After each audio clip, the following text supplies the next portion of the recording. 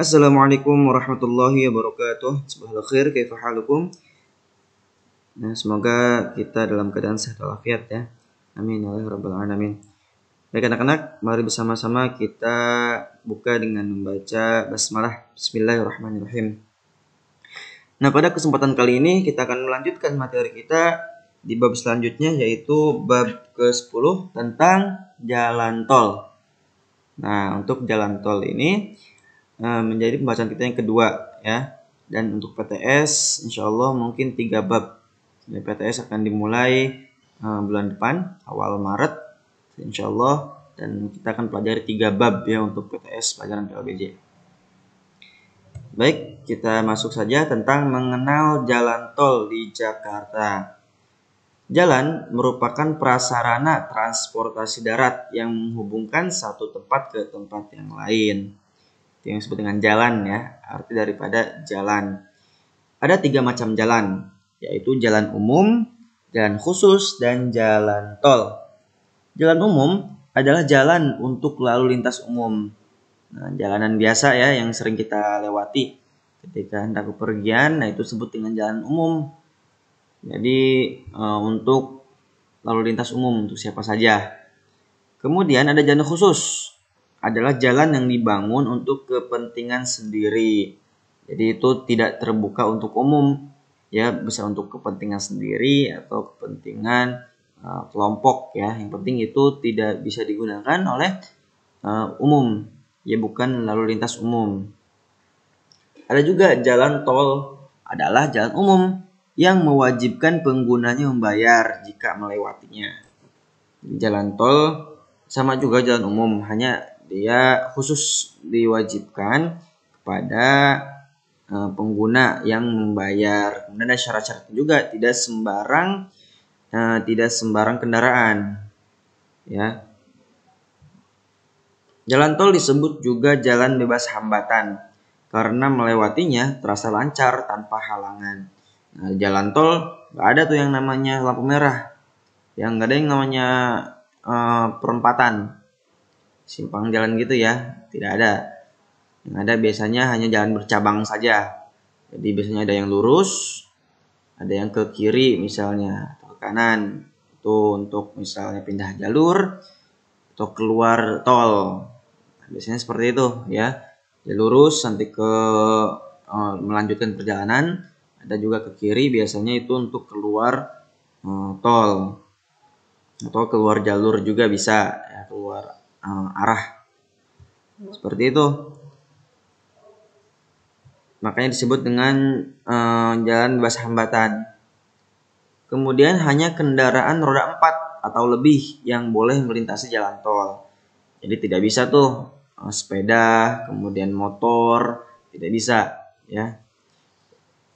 Kemudian jalan kaki juga tidak boleh. Biasanya sebelum masuk pintu tol itu ada peringatan. Ya, ada peringatan, ada tanda rambu untuk sepeda motor, pejalan kaki itu tidak boleh masuk. Jalan tol yang pertama kali dibangun adalah Tol Jagorawi pada tahun 1975 dan mulai beroperasi pada tahun 1978 sepanjang 59 km panjang ya, yang menghubungkan Jakarta, Bogor, dan Ciawi. Nah, makanya disebut dengan Jagorawi. Jakarta, Gor Bogor, Awinya Ciawi.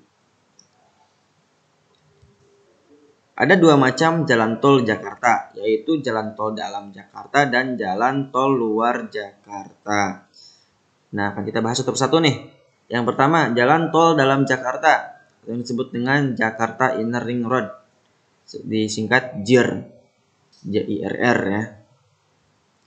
Jalan tol lingkar dalam Jakarta adalah jalan tol yang mengelilingi bagian dalam Jakarta. Jalan tol ini menghubungkan tempat-tempat yang berada dalam kota Jakarta. Ini hanya menghubungkan kota Jakarta saja. Jadi antar kota ya.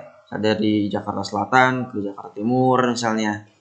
Kemudian ke Jakarta Barat, Jakarta Pusat ya. Itu disebut dengan jalan tol dalam Jakarta. Jadi hanya ruang lingkupnya Jakarta saja. Ini yang pertama. Yang kedua, jalan tol luar Jakarta.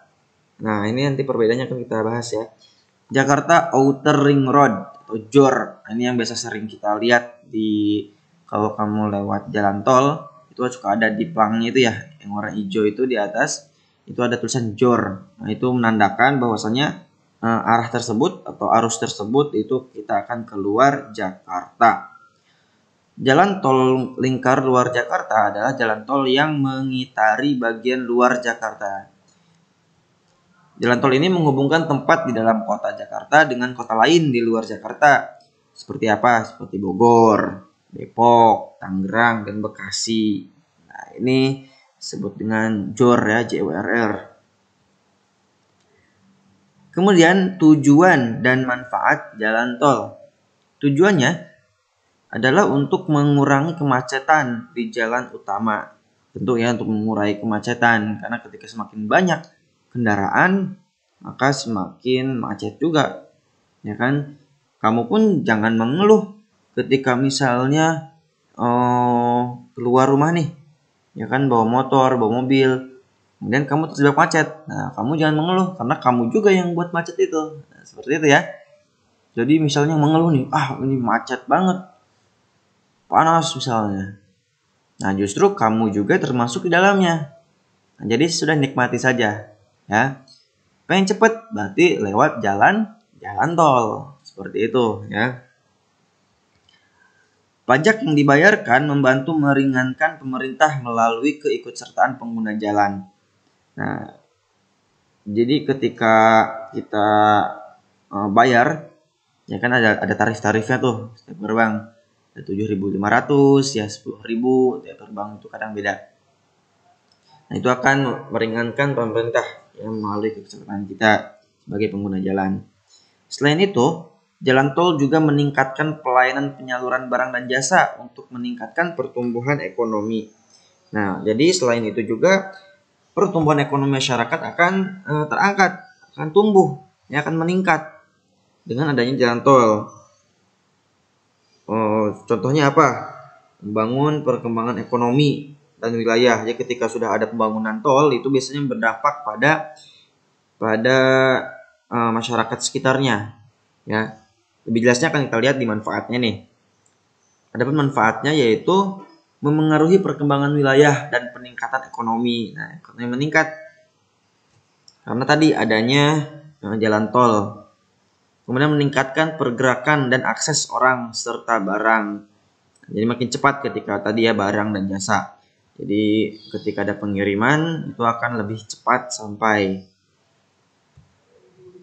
Menggunakan jalan tol dapat menghemat pengeluaran pengendara karena mempersingkat jarak tempuh dan menghemat waktu perjalanan. Contohnya kamu ketika misalnya lagi mudik nih yang jauh-jauh rumahnya di Jawa, pasti beda ketika lewat jalan tol dan lewat jalan umum.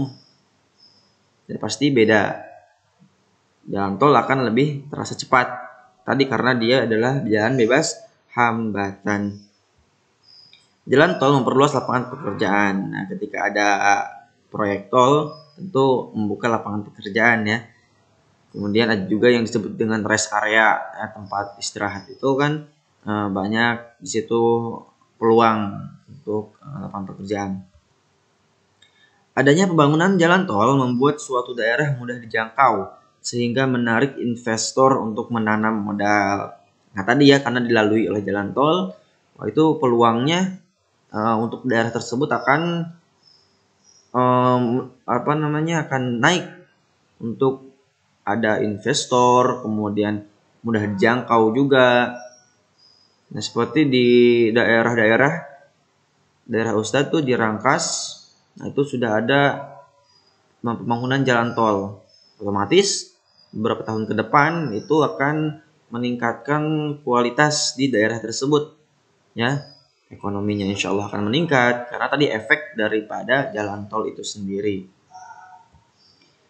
Selanjutnya terakhir aturan di jalan tol. Jadi ada aturannya, ya. Ketika kita melewati jalan tol ada beberapa aturan yang harus kita patuhi. Pertama, sebelum masuk jalan tol siapkan uang elektronik dengan nilai uang yang cukup. Jadi sekarang itu tidak bukan cash ya. Dulu kan beberapa tahun yang lalu itu masih menggunakan cash bisa, karena ada yang jaga, ya ada yang jaga di gerbangnya itu, di gerbang tol itu kan ada yang jaga tuh, ada petugasnya, ada orang yang jaga di situ, dan kita bisa bayar cash. Itu dulu beberapa tahun yang lalu. Kalau sekarang itu tidak bisa seperti itu, udah nggak ada lagi tuh yang jaga. Sekarang menggunakan mesin tap, ya, ada mesin tapping. Jadi kita menggunakan kartu elektronik, uang elektronik. Nah, saya tempelkan di mesin tap-nya itu, maka akan muncul keterangan. Misalnya harganya 7.500, 8.000, 10.000 misalnya. Kemudian ada juga keterangan sisa saldo, dan langsung kebuka itu gerbangnya. Nah, itu jadi sekarang udah mesin udah canggih ya. Dulu kan masih penjaganya masih orang. Selanjutnya, mengantri dengan tertib di gerbang tol. Ya, tentu ya, biasanya yang ketika mudik biasanya yang ramai itu. Ketika mudik itu ramai kan, kita harus tertib. Menggunakan sabuk pengaman tentu ya, kemanapun kita pergian ini wajib.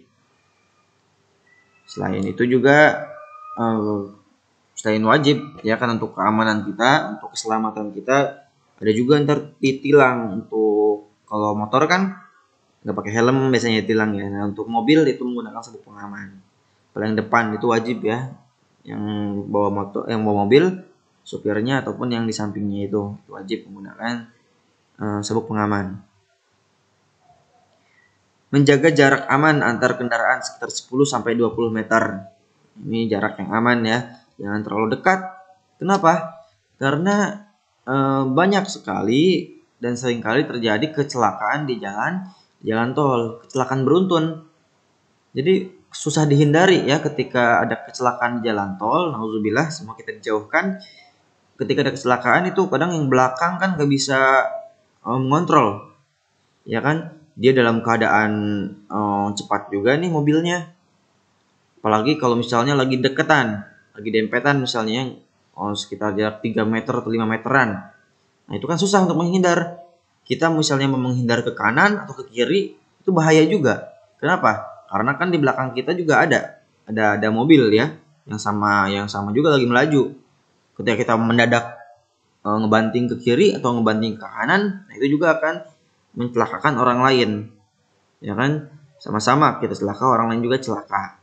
Kadang ketika kecelakaan seperti itu, kecelakaan beruntun itu tak bisa dihindari ya. Nah, sering kali kamu melihat ada kecelakaan beruntun di jalan tol. Nah, itu terlalu dekat ya, terlalu dekat untuk jaraknya. Jika merasa lelah atau mengantuk, segera beristirahat di tempat peristirahatan. Ada rest area biasanya ya. Itu ada rest area, kemudian biasanya di situ ada tempat toilet, ada supermarket, ada pom bensin juga di situ biasanya. Nah, ini tempat yang pas ya ketika kamu lelah atau mengantuk. Jangan dipaksakan. Jika supirnya mengantuk, jangan dipaksakan karena akan berbahaya sekali. Tidak melamun saat menyetir, sama juga ya. Menggunakan lajur lambat. Jika ingin menyusul atau menyalip, gunakan lajur kanan. Tidak boleh menggunakan bahu jalan untuk menyalip kendaraan lain. Bahu jalan hanya digunakan untuk keadaan darurat. Khusus ya untuk ini. Untuk bahu jalan. Di pinggir itu biasanya. Nah, cukup materi kita pada kesempatan kali ini. Insya Allah minggu depan kita ulangan harian. Ulangan harian bab 9 dan 10. Ya, 2 bab ulangan harian. Nanti pembahasan soal akan Ustaz kirim videonya di besok-besok ya insyaallah, sebelum kita mulai ulangan. Terima kasih. Nakhtatim bilhamdalillah, alhamdulillahirabbil alamin. Semoga bermanfaat. Assalamualaikum warahmatullahi wabarakatuh.